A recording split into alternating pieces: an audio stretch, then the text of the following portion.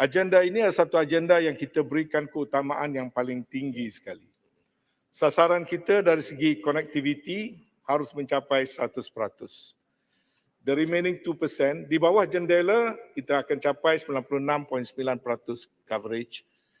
4G, itu yang pentingnya 4G. Ya, kita akan migrate daripada 3G kepada 4G dan menjelang hujung tahun ini, khidmat 3G kita harap dapat ditamatkan supaya kapasiti dapat digunakan sepenuhnya oleh khidmat 4G. Seperti mana kita tahu dalam soal connectivity ini dan juga kemudahan rakyat itu ada berbagai-bagai aspek. Pertama, asasnya adalah prasarana. Ini yang perlu dilaksanakan oleh jendela dengan jayanya yang akan menelan belanja hampir 9 bilion semua sekali secara berperingkat, dan fasa 1 yang sedang dilaksanakan sekarang diharap dapat disiapkan sebelum akhir tahun hadapan dan perlu dilaksanakan serta-merta pada suku keempat dalam tahun ini juga. Yang keduanya adalah soal kemudahan seperti gadget yang selalunya timbul masalah pada para pelajar. Untuk itu, baru pada 15 bulan baru-baru ini, saya telah mengumumkan package supaya setiap pelajar boleh memiliki gadget 4G dengan harga yang semurah mungkin. 2 package yang telah diumumkan itu termasuklah package peranti keluarga Malaysia yang mana dengan hanya melanggan package 0+40, yakni package bulanan prabayar RM40 sebulan, mereka boleh mendapat gadget secara percuma, yakni gadget 4G. Dan juga package yang satu lagi adalah untuk memberikan kemudahan data, experience internet secara percuma, unlimited, serta data tambahan kepada data 1G percuma setiap hari untuk hanya RM30 3 bulan, iaitu hanya RM10 saja satu bulan, dia boleh mendapat 110 GB data, productivity dan juga data untuk dia nak menggunakan untuk download, menonton gambar dan sebagainya.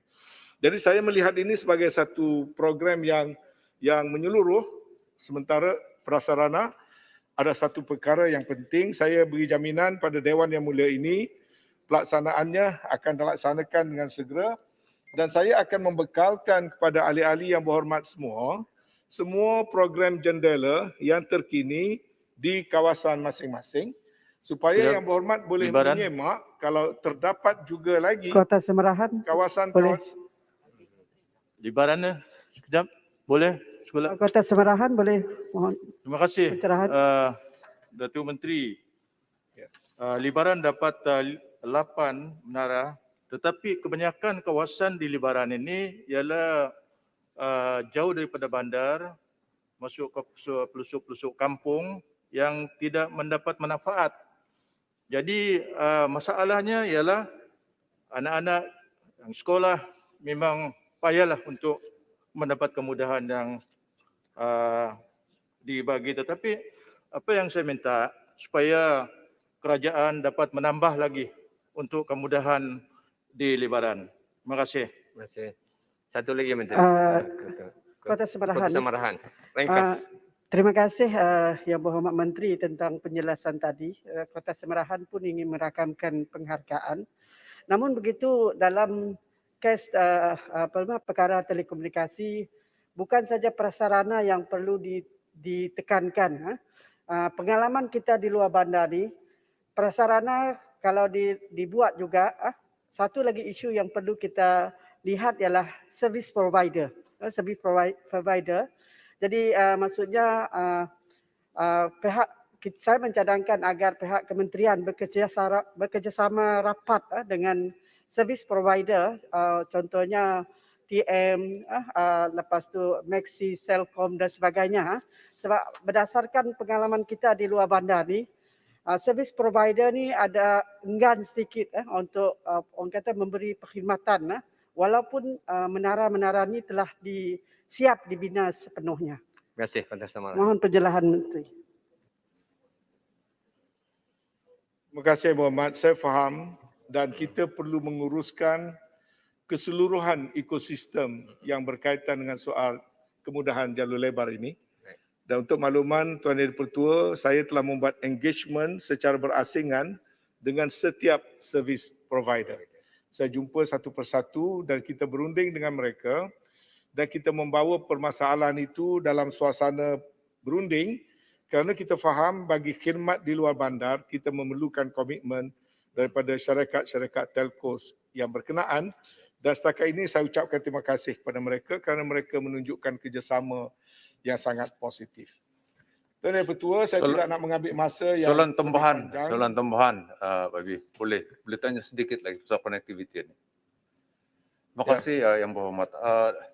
Dalam engagement dengan telcos, adakah juga Yang Berhormat telah buat engagement dengan Miasat, khususnya dari segi memastikan supaya kita dapat menggunakan teknologi satelit untuk to reach kepada setiap tempat-tempat di mana keadaan muka bumi ini berbukit bukau. Dan berapa banyak pun menara jika sekalinya telcos biasa tidak dapat menyelesaikan masalah ini tanpa penggunaan teknologi satelit. Itu satu. Yang kedua, apabila menggunakan teknologi satelit tentunya ini daripada pihak swasta. Dan akhirnya ini melibatkan harga data dia. Jadi bagaimanakah adakah pihak kerajaan pertimbangkan untuk memberi subsidi jika sekiranya harga kos dari penggunaan data itu begitu tinggi, terutama sekali di luar bandar. Terima kasih. Tuan. Silakan Menteri. Terima kasih Yang Berhormat. Untuk makluman Yang Berhormat, sebanyak 839 lokasi di kawasan-kawasan terpencil seluruh negara telah dikenal pasti dan telah pun diluluskan untuk pembinaan kemudahan menggunakan teknologi satelit.